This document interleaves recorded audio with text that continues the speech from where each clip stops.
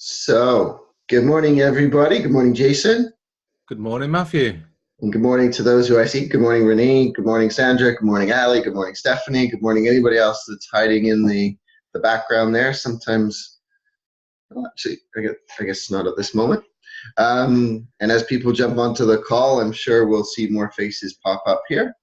But today we're having a good conversation because we're talking about real depth and presence, right? Depth and presence and what that means. And it really starts at the level of, like we talk about every week, if we can be more often aware of the opposite of that, or what we call the shadow realm of that. And in this sense, we're talking about the idea of superficiality, where everything's at the surface level and everything's going on in the mind. It's like it's the world of busyness that we live in. And so at that one level, it's superficiality. And as we transcend time, as we transcend the limitations of our mind, we really become very present. And it's the power of presence that I feel like we're being guided to talk about today. And the power of presence, the presence with one another, the presence with our own self, the presence with our gifts, the presence with our community. And so I think there could be some real depth in this. And I know before we were just chatting before you came on, Jason, and Renee was bringing up, Renee was bringing up the how it's like in the world, when you've got those of us who really dive deep into our spirituality and we really explore our consciousness, and we're so open to hugging and sharing and connecting, that so often we can go out into the world and we can find that that depth of ours isn't necessarily received by the community around us. That in a world where it's like giving out free hugs puts you on Good Morning America and stuff like that, because it's that absent in our society. Like, we don't hug, so oh my God, somebody's hugging, let's put it on mainstream media and just blast it around the world. And we're opening up to that kind of discussion today. And unfortunately, nobody's going to be getting any hugs today, but it's going to be virtual hugs. So we're going to practice the presence of virtual hugs today, I think, Jason. So I'd love to hear just on that, what that kind of initiates in your mind. I could see your mind going up to the heavens there. So Absolutely. The power of presence. When do we ever give ourselves the chance to really be who we are, right? When do we ever give ourselves permission to bring that presence into everything that we do, right?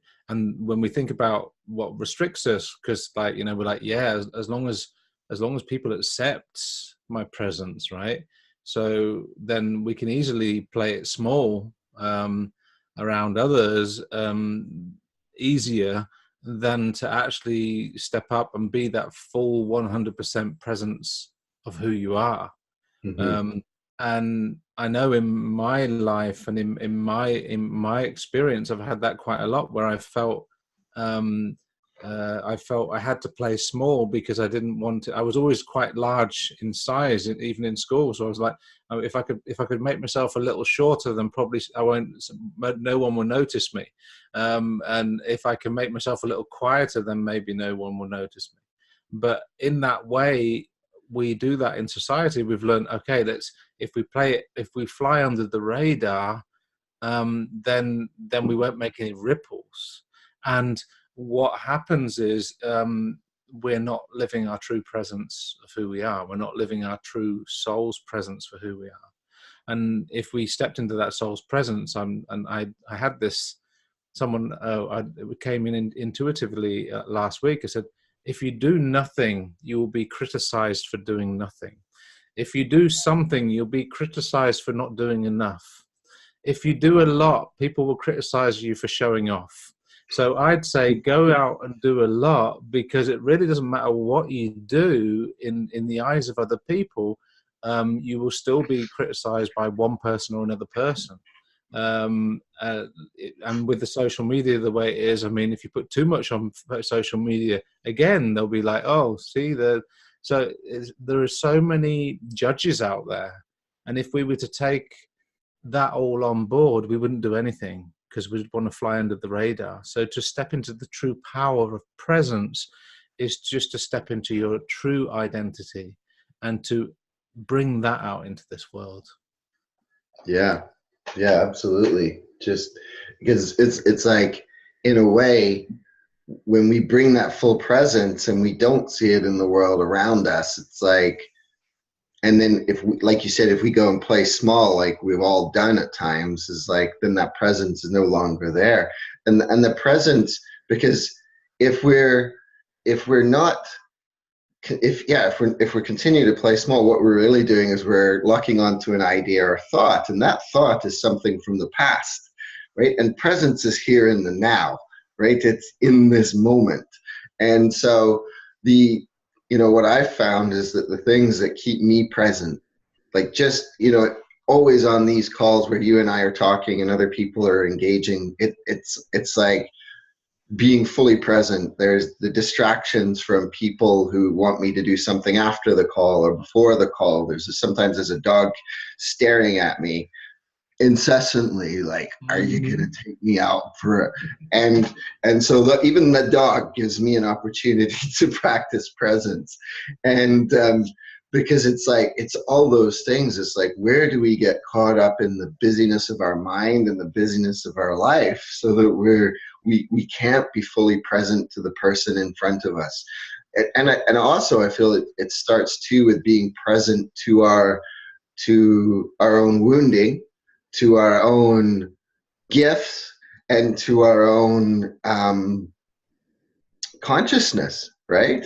It's like Renee says, it's getting out of the head, right? And it's really transcending that mind, because the mind, when we talk about the superficiality, the mind's got all these things, these reasons to play small, to stay within those boundaries. And busyness, I find, is one of the ways that we really cover that up, right? In the modern world, it's like there's so many different ways to be busy.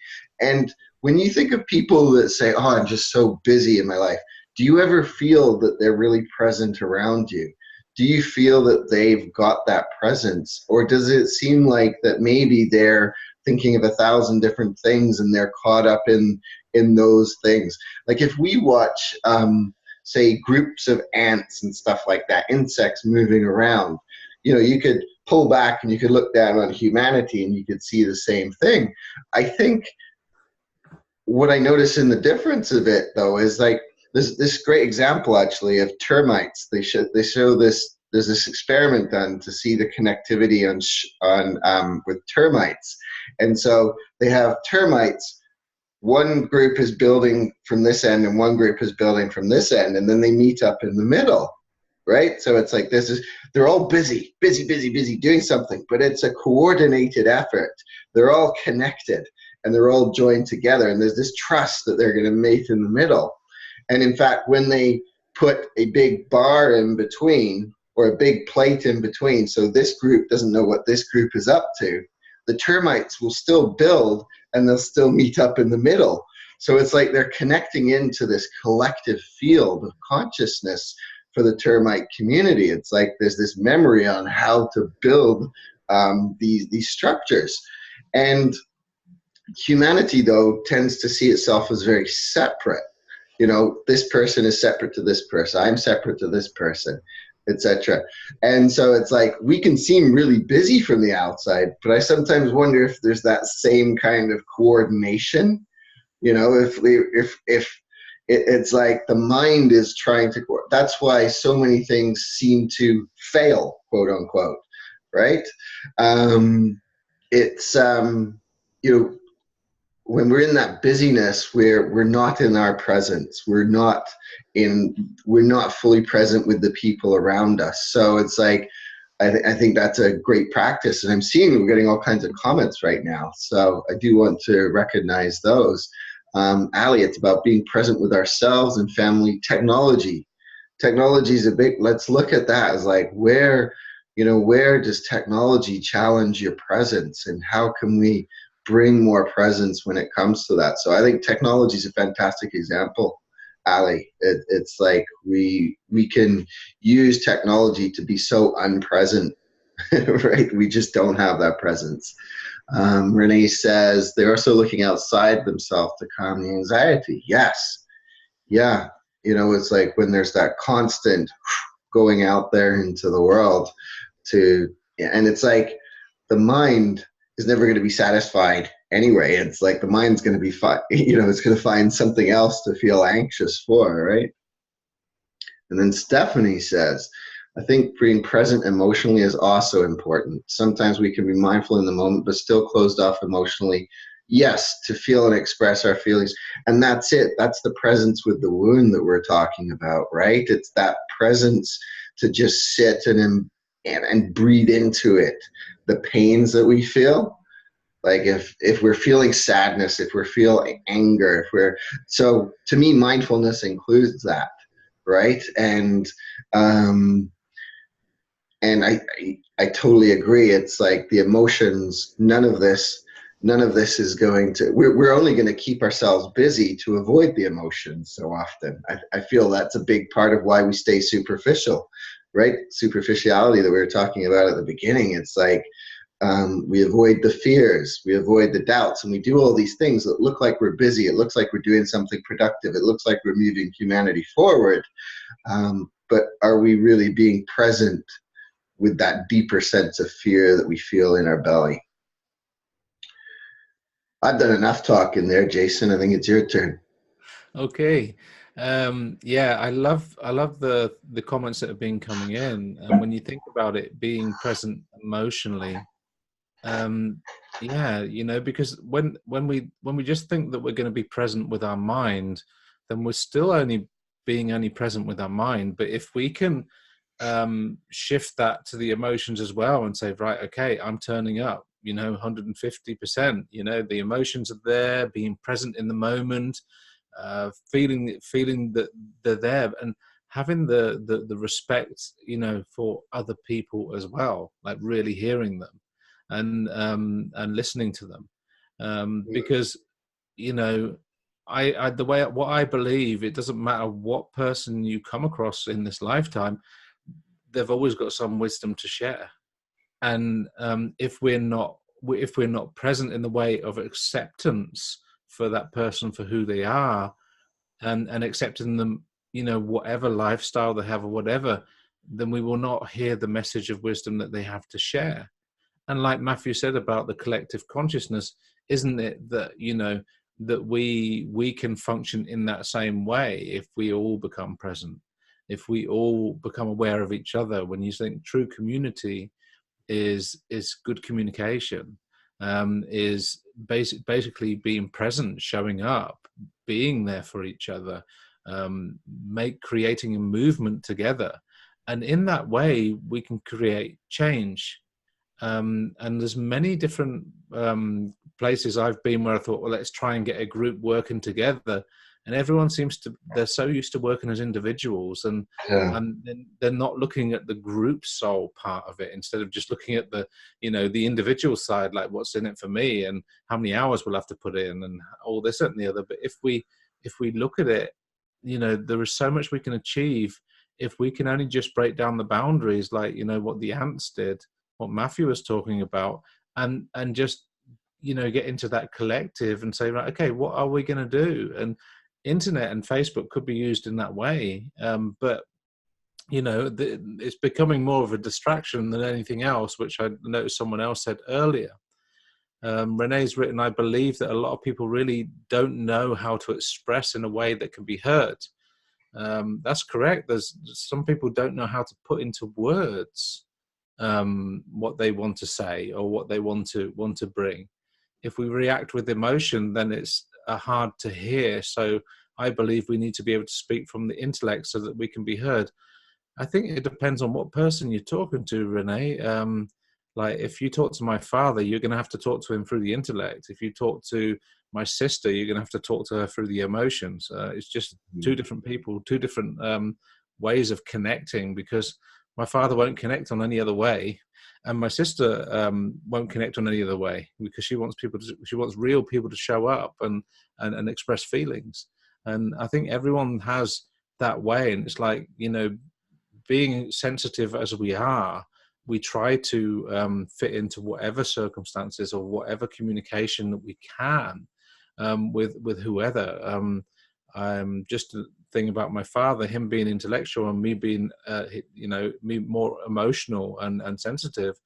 I just held space for him and talked on his level. Didn't mention anything about energy or healing or anything like that. But when I left, I left the energy there.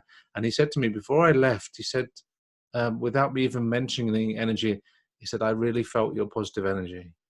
And he could accept that on that level. But if I'd have spoken to him and said, no, I do not agree with your intellect, I do not agree with your views, I do not agree with all these things, because he lives in a different way, more academical, then he wouldn't have accepted my way of being either. So the acceptance happened without words. I just showed up and held space. Yeah, that's it, isn't it? It's like we feel like we have to say stuff so often. It's like, but when we're really present, it's like, I think we were talking about it last week. It's like when we're really present, it's like our aura kind of expands. We become coherent within ourselves. So coherent meaning our heart and our mind are working together. Incoherent meaning our heart and mind are in opposition to one another. And so to me, it's like when we've got that presence with people, it's like the heart and mind are in coherence. And we know from the work of HeartMath and others, it really does expand out. And just something that came to mind there when Renee was asking that question, if we react with emotion, it's hard to hear. It's like, I get that too. It's like if we speak from a place of anger, if we speak from a place of frustration, oftentimes it falls on deaf ears. And that's where it's like I feel we have to be that practice. We practice that with others. So, if somebody I know is going through that, can I just be fully present to them, right? Do I have to feel like I have to say something? Do I feel like I have to correct something, right? And it's and we've got no control how other people react or speak from their emotions. So there's that. When we think of coming from emotions, if that emotion is gratitude or love, that tends to be easily received, right? And then it's like, but if we're frustrated with something and somebody's doing something continuously, and we come from that space of reacting to them, then that wall can go right up there, because quite often they're taking it personally too. Right? They're taking it personally. Everybody's taking things personally.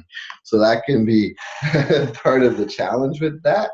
And so it's like, even like you were describing there, Jason, too, it's like when we're meeting people, because I've been surrounded by people who are intellectuals all my life, and they use that to stay out of here, right? And what I found, though, is that even somebody like my dad, who's never done any conscious work, as far as I know, in terms, like he's a contemplative man, so he's probably come about it in his own way. He doesn't read the kind of books I read. He hasn't gone to the kind of things I've gone to, but he's been an observer, and he might have, softened as a result of that.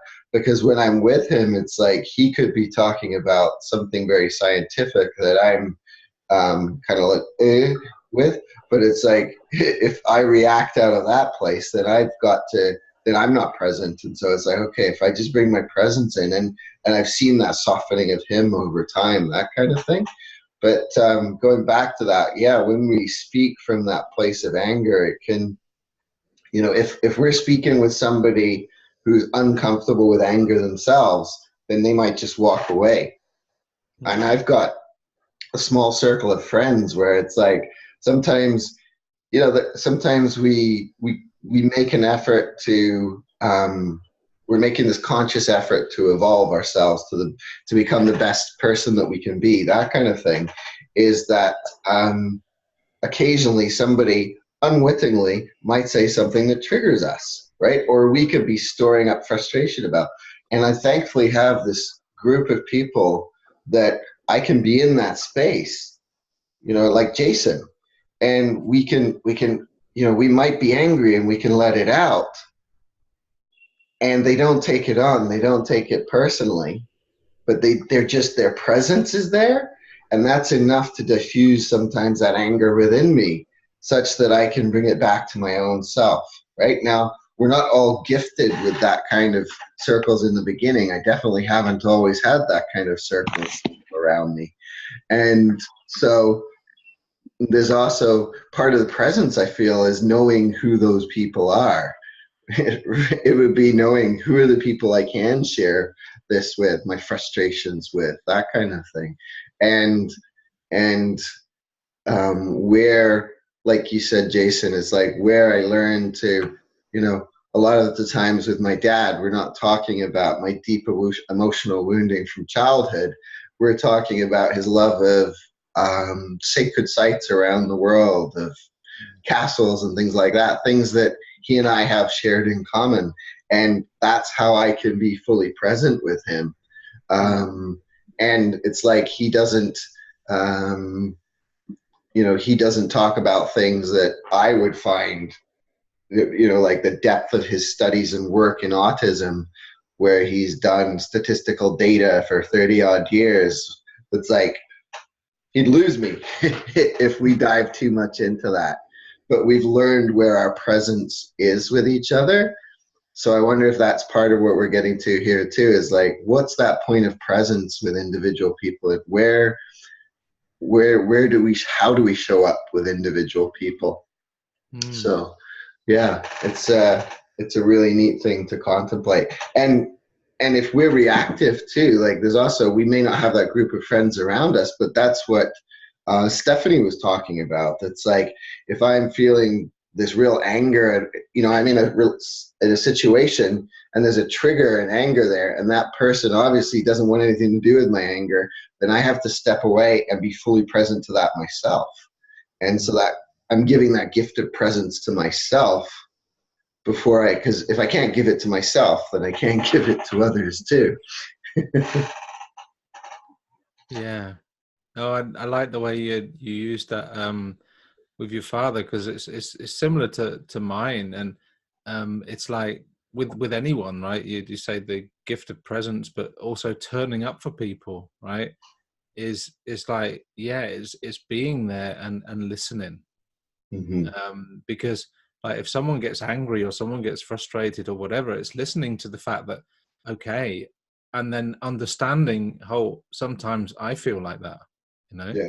and that's really acknowledging someone. But what happens normally when it doesn't work out is someone might get frustrated, and then someone else gets frustrated that they're frustrated, and then they both want to talk about is their anger or their frustration, instead of looking at, okay, what's going on here. So most arguments are just like, they go, it's like a tennis game. It goes bonk, bonk, bonk, bonk from one side to the other. And it's not until you stop and listen and say, all right, I'm hearing you now. Yeah. And I'm really hearing you. And I understand what you're saying. And that diffuses the anger, because, somebody took the time to listen. And that's something. And at the end of the day, we would like to be heard as people. Everyone would like to be heard as a person. I think one of the most things in this human reality is everyone wants to be heard, because they've all got something good to say. So the gift of being present and listening is just a wonderful thing to do. And then people feel like, wow, that person really did listen. They really took that in, even though it wasn't nice what I said. They took it in and they listened. And it's when talking with an intellectual father, like my father is also intellectual. If I listen to my father, then he'll listen to me. And if you listen to others, then they'll listen to you. and Mhm. it works that way. And that point of meeting can be that presence together only when we've really accepted each other, even if we're different, you know, that acceptance of like, okay, we're different, but we're the same. We have different views, but we acknowledge them, and we support them. Good thing about that is my wife. It took my wife 15 years to believe in mediumship. All those 15 years, I was going, I'm a believer. I could have played a song about it. I'm a believer. I'm a believer. I'm a believer. And my wife's going, yeah, right. Prove it to me.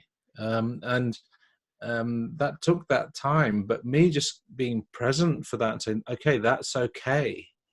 That's okay for someone not to have the same belief. That's okay. And just holding space for that. She traveled her own path, and she came into contact in this not because I wanted it, but came into contact with this because she wanted to walk her own pathway, and she came around this to do this herself. And that, I think that's one way of just being present. Say, okay, it's okay. Even if I see gifts in other people, which I do quite often, is to say, okay, I see their gift, but I don't need to encourage them to do it. I just need to hold space and be present and wait for them to be ready to take on that gift. And I think that's the thing, because when I think about children, I can see gifts in my children. Said, if only you'd listen to me, it would be so much easier. I know most parents get this, right? If only they'd listen, right? And then you've just got to stand there, like, you know, if you think about that, just and say, okay, I'm holding space for them. I know they're good, and I know they can do this. And now and again, you might have to hold your tongue and just say, okay, all I can do is hold space. But it's what we do, in the way we do it in that way. And when they're ready to talk, then listen. Then we're going to have a connection with them that what we're looking for. But if we're going around saying, oh, I told you to do this, aren't you going to do that? Aren't you going to do, when are you going to do this? When are you going to get this in order? Then we're only creating a distance between us, instead of saying, okay, what can we do together? How can we work on this together? And they might not be open to that at the time, but holding the space and realizing. And when your child comes to you and says, but I don't like what you do, I said, I understand that feeling. I know what you mean. I understand where you're coming from. And I think that's something as well, because most things the only things can mess up is when we don't accept or listen to someone else's point of view, you know. Yeah. Or their emotions, like it's you're talking, it's like that separation basically, and it's like in presence we're recognizing the unity of the two of us, right? We're recognizing that this is a spiritual being before me just as much as I am, and if I see them as my something in this world, my wife, my friend, my, you know, at some level it's like or my student or my teacher or something, like so many of these labels that separate us out, right? And when it's like, when we can look at somebody and just be like, wow, spirit, right? It's like suddenly you're finding those things that can begin to connect you, and you can have that presence, right? Jason, you and I were both at this one talk, and it's making me think of this, where there was the presenter, it was Charles Eisenstein. He was up and presenting, and then there was questions from the audience, and a gentleman stood up and pretty much launched an attack right on him. And I just watched the presence in Charles in that moment. There was maybe a little flicker, his hands did a little bit of this, I noticed, but other than that, he just maintained this. I think the hands were just releasing some of the energy that was coming his way, right? And it was, he had this presence about him. And in his mind, you could see he was present to the guy, he was present to the guy's concerns. And then when he spoke up, he spoke from this place of saying, you know, what I see here is that we both care for the planet. That's the conversation at that time. And it's like, when we can find that one thing that we share in common, right? Like we were talking about with our dads. When we can find that one thing we share in common, we can bring that gift of presence in there. And being spiritual beings, that's that one thing we all have in common, even the people we would consider our enemies, right? And so we can bring that presence in even into the most challenging situations. And I always ask myself, is like, okay, if there's a particular situation coming up, because if we're not present, if we don't have that presence, it means usually because our mind is thinking about some other activity that we want to get on with, right? And so that's the other thing too, is like this person that's before you that's suffering could be challenging you because you've got all these different things to do, and they're taking you away from your own things, right? And I've always kind of had, okay, if somebody's showing up for me, like even if it's somebody that I'm cutting out of my life, if there's something, I can bring presence to that too, such that it's like, I'm cutting this so that, because it's really not beneficial to either of us, but I can send you off with the love, right? And so, I always ask myself, okay, if it's like, what if we ask ourselves when we're coming into different situations, and okay, my intention is to be present. So now we've had this conversation today. It's like every one of us, we've got this presence on our mind. And so it's like, okay, where am I being called to be fully present today? And, so you can look at the meetings you've got, the people you're going to see, the appointments you have, that kind of thing. And it's like, okay, where am I being called into presence today?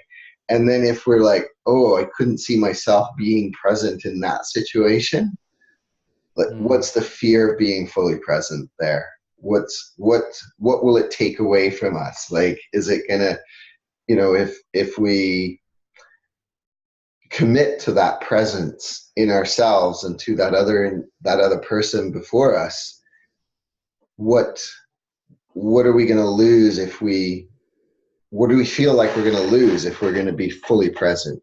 Are we going to be attacked if we're fully present? Are they going to be taking advantage of us? Are they going to be, and you could list off many different things, but I feel like when we start with that intention to be present, then we realize it's not so much about how the other person responds at all. It's about the things that are from within us, our own things that are preventing us from doing that. Like I remember the time I used to go home, going back to the hugs. We started off on hugs, so I'm coming back to the hugs. I remember when I went home for a visit, and so I live in Canada, and my parents live in England, and so went back to England, and my mom had picked me up from the airport and drove me home, and my dad came out to greet me, and I had all my baggage on me, and he came to hug me, and I was like, oh, I just gotta put my baggage down. But by the time I put the baggage down, he'd like dropped the intention to hug, because he had taken he had thought that I was rejecting it by me turning around and but I was just prepping myself for it. I was like, I'm ready, I'm prepped, and it was like in that moment, just being aware for myself, it's like, oh, even in subtle little ways like that, when we have these expectations, or we have these doubts, and it's like, I didn't have to put my baggage down to do that. So it's like my dad fully offered that hug that I'd been waiting for 30 years. It's like, it wasn't about my dad ever. It was just about my own ability to receive in that. And so it's like having that presence to that, an awareness of that in each and every moment. Stephanie's saying the intention of coming into a meeting with understanding and connection instead of defensiveness and anger. I think that's a huge one. How many of us go into these different things with the expectation that somebody's going to attack us for something, especially if we're bringing a spiritual light into the world, right? I know this has been mine. I've had this many times in my life, especially because, I bring in this this consciousness that isn't connected necessarily with what my dad talks about and things like that. But it's like, if I was to bring fully myself, then those things, that defensiveness does come up in me, right? Much less now than it used to be. But now it's like, this is where mindfulness is, right? Mindfulness isn't the fact that, oh, I just don't have that defensiveness at all. It's being mindful of when that defensiveness comes in, or when I'm expecting an attack. And when we can just soften and breathe into our belly, like, I find that so much of that defensiveness drops, and I can be really present. I can hear the concerns in another, right? When Stephanie talked about understanding and connection, straight away it makes me think of the prayer of St. Francis of Assisi, where he says, seek first to understand than to be understood. Because like you were saying, Jason, if we listen, if we understand what somebody else's pain is, then they're much more likely to hear ours. So I completely agree with Stephanie. It's like that, what's our intention? Because if unconsciously our intention could be to be defensive, right? We could be going into a meeting where we're struggling with our boss, and it's like, I'm going to tell that guy what for, right? And then, so our intention is that. And so it's like, oh man, if we can bring our intention that I'm going to listen to his concerns equally, that I'm going to find, I think that creates a very different scenario. Yeah, It's absolutely. that awareness of it, isn't it? It's like, okay, I'm about to go into this scenario. Where am I? Like, am I about to throw my anger and attack somebody, or Exactly. yeah. Yeah, that reminds me. Like, I mean, I used to work as a male nurse with people with Alzheimer's and dementia, and the power of presence is it radiates out of you. So if you go in with that intention of like, oh, I'm defensive and I'm angry, people are going to feel it. So Yeah. whenever I turned up at work, sometimes Matthew knows me. Sometimes I can be hyper. Sometimes. And I'm like, yeah, and I get hyper and I get excited. But when I went to my work in that energy, the people with Alzheimer's and dementia that couldn't voice what they were feeling would get hyper and defensive because they couldn't understand what they were feeling. So I'd be there still talking to them very calmly, but inside I'm very happy and very, very, very high vibe. And I found that they could even be like, I don't want any of that. They were pushing away and they didn't want to communicate or didn't want to. And then I looked at inside and thought, hold on a minute, what am I doing to create? And that's what we've always got to look with people with Alzheimer's and dementia. It's always the problem with the staff. It's not the problem of the person that's got the Alzheimer's and dementia. So I looked at myself and I looked at, okay, what am I doing that's creating this reaction? And then when I looked at myself, hold on, where is my presence? Where is my inner peace?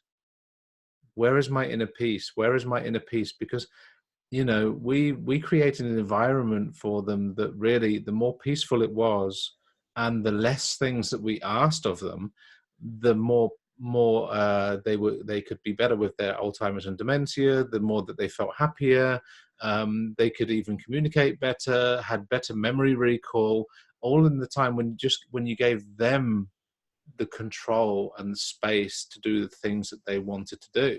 So what I noticed is what my inner compass was set at, if it was set at excitement, and that it would have an effect on my surroundings with the people with Alzheimer's and dementia. And if I had my inner compass set on peace and compassion, and everything's all right. It doesn't matter how somebody acts to me or in any way. I found that I could go into and help the most difficult patients just by turning my inner thermostat, to peace and compassion. And that made a massive difference within the people. And in Holland, they're a little bit further ahead with this sort of thing. I don't know what they're like in America or anything like that. But we drop the medication so that they're not highly medicated at all.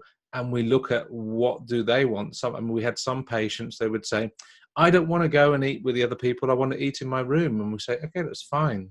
So they would get breakfast at bed, and they'd be go, oh, thank you. So they'll have their breakfast at bed. I don't want to do this. I would not. Yeah, okay, that's fine. Let's do that.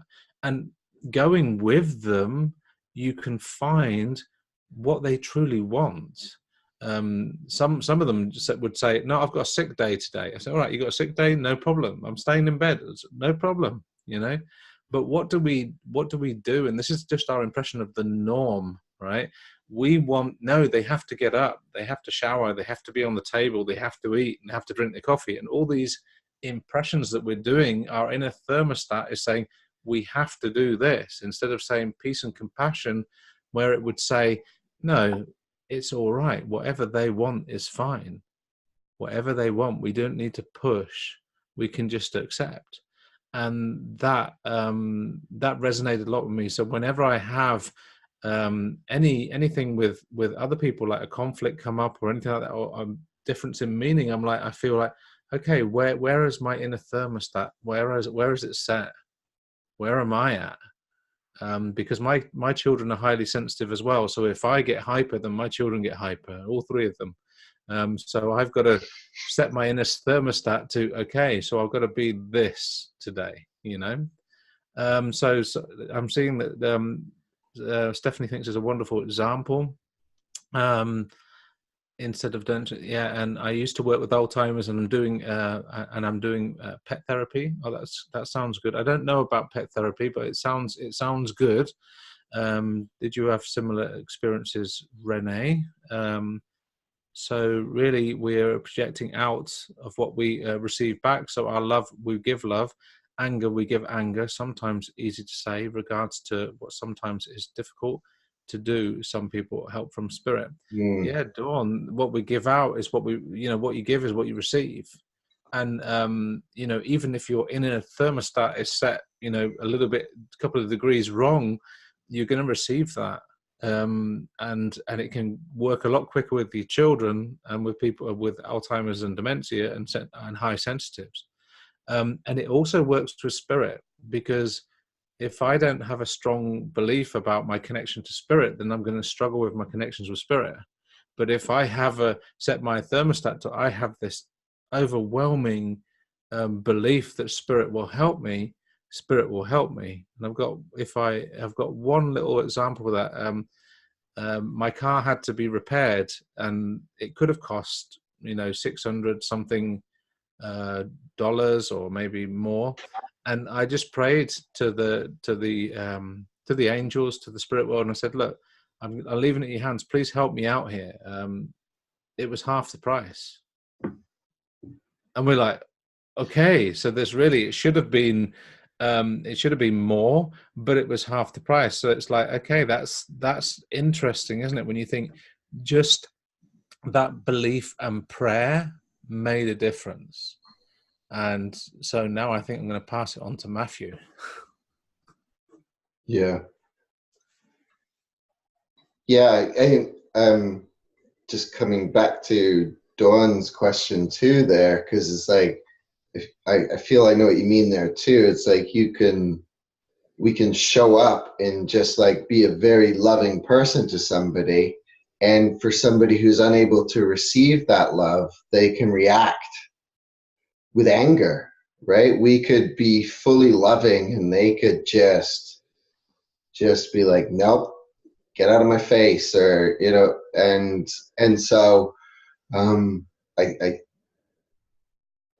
know what you mean. It's like when we give it out, it doesn't feel like we always get it back. We don't feel like we get back the same as we give out.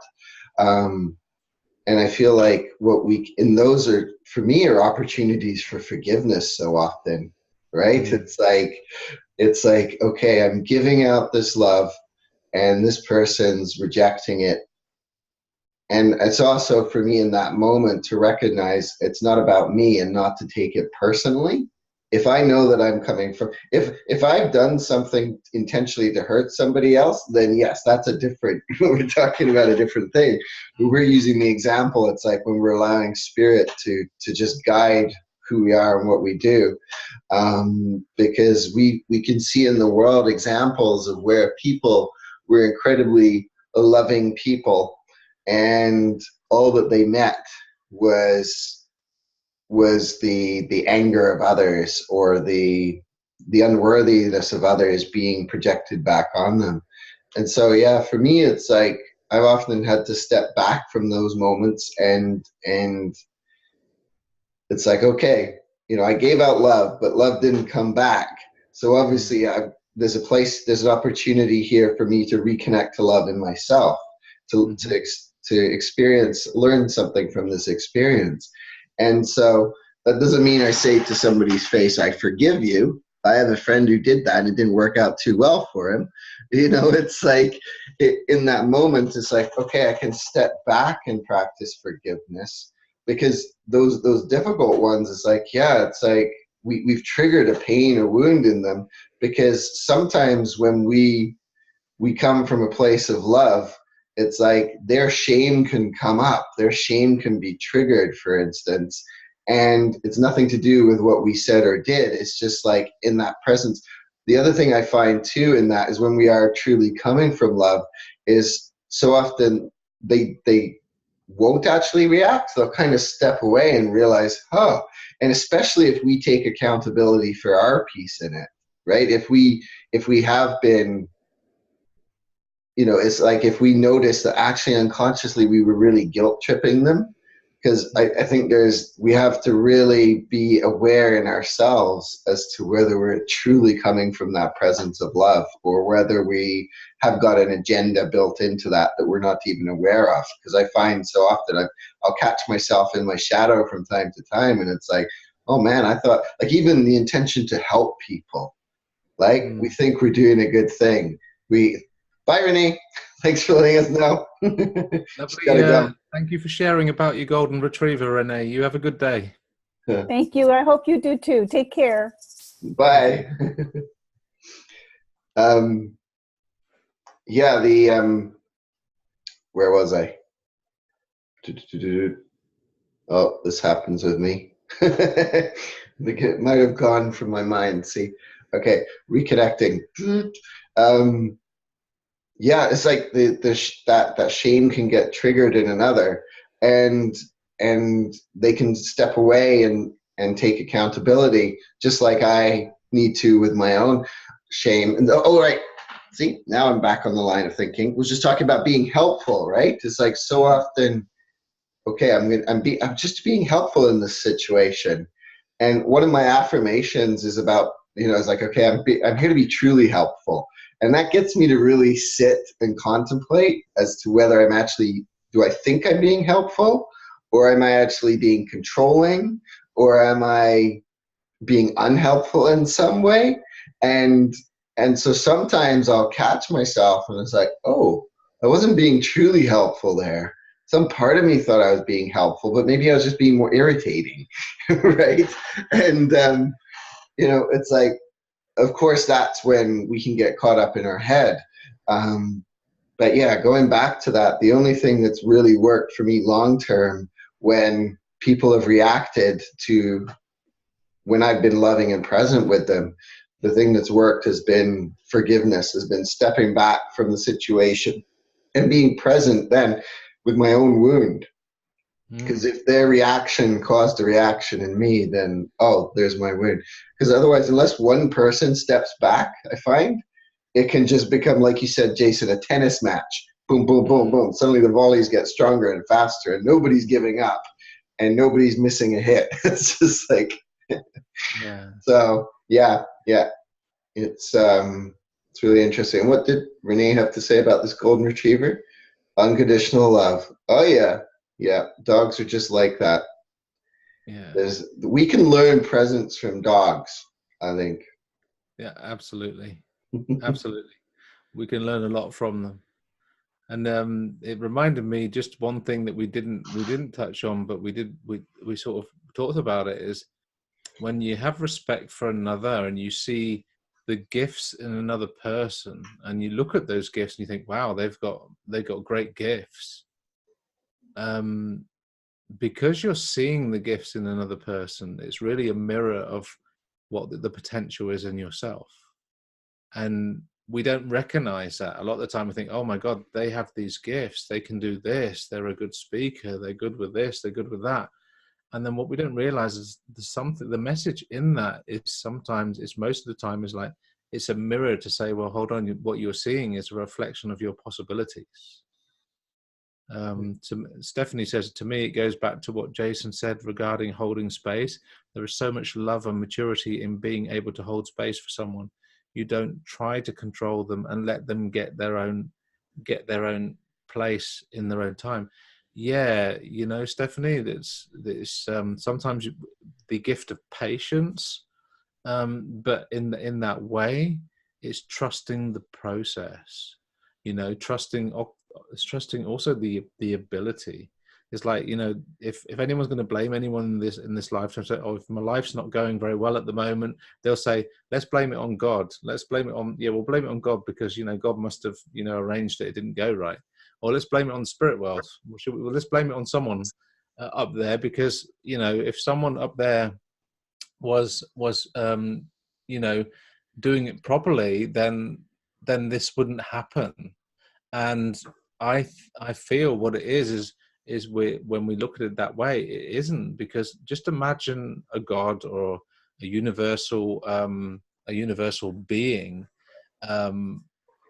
looking down on us like a father would look down on us, or a mother would look down on us, and giving us all the room and possibilities and patience to become whatever we wanted to become, and to achieve whatever we wanted to achieve, and even to mold this world in whatever way that we wanted. And all they did was held space for us up there. And I feel like, you know, people that have passed to the spirit world, I am very aware of them quite a lot. And I feel that they hold space for us. And we say, well, they're not there, but they are, you know. And sometimes in this lifetime, we can only experience it if we take the time to be in that presence, and to experience it ourselves by being that spirit or that soul that holds space to it for another, and giving them the time, the gift of time, to be able to get wherever they wanted to get and wherever they need to be. So I think we're coming to that time, Matthew, where it's a time for questions. If anyone's got any questions, I know Stephanie's just written something, so that's what it was just the same thing. It was coming up again. Yeah, I just wanted to go back to something quickly with that holding space for something. Like, it takes maturity of being able to hold space for somebody. Yes, you do.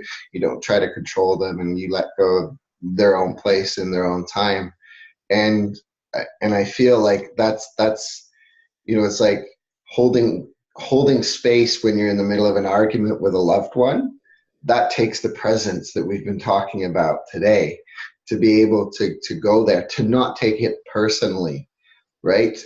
Because if somebody's attacking you relentlessly, and I don't know if this is what Dawn was sharing, but I know there's people who've been in toxic environments, right? And they've been attacked relentlessly, and it's abuse, basically. And so I just wanted to add that point of clarity there. It's like, you know, if there's abuse going on, I think we need to really we don't hold space for the attacker in that place when we're being abused. It does take that maturity in conversations, and also adding on to that, it's as well as like not needing to control them or get them to their own place in their own time. It's also recognizing and being fully present to not needing to be right ourselves about them, you know, because there's presence and holding space for people when that's our role in our job, and there's holding space and presence when we're in an area of conflict in our own lives, right? And I feel like just from what Dawn had said earlier and questions she'd asked before, I kind of get that sense that it might have been something to do with that too, because you know, you do see that the other way too, is like people try to be present and hold space for people who are abusing them. And so I just wanted to mention that one there too, is like, that's where it's like, you know, if those attacks keep coming and your love and presence is not then I think those are the times we got to step away too. Being present to our wounding in that, present to our, Absolutely. Yeah, like Don says, there's so many different types, and we often think of it in terms of the situations we've experienced, but so many people have had different experiences and life experiences, and certain scenarios holding presence is going to be a lot more challenging than other scenarios. Yeah, absolutely. Yeah, I think we've come to a good concluding point there. I saw a couple of people jump on later, and that's it, Stephanie. Holding space with boundaries. Yeah. And the recording is going to be up. So those who jumped on a little bit later, you can go and listen to it after the fact. And we did have a very lively discussion, lots of good questions. And we love it when people have questions. Look at all those comments along the sides, Jason. That's why we came here, isn't it? That's why we came onto Zoom. It's nice to have this interaction. It's nice to have people interacting and joining in. So this is what we like. Yeah. So I'm going to stop the recording here, but you can return